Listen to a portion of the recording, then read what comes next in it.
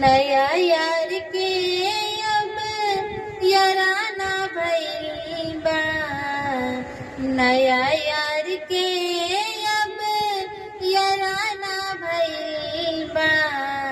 सनम दोसरा के दीवाना भइल बा।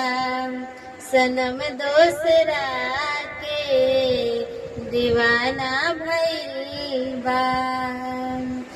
नया यार के अब याराना भइल बा।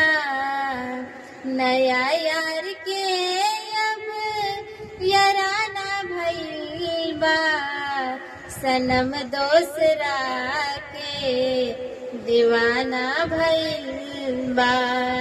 सनम दोसरा के दीवाना भइल बा।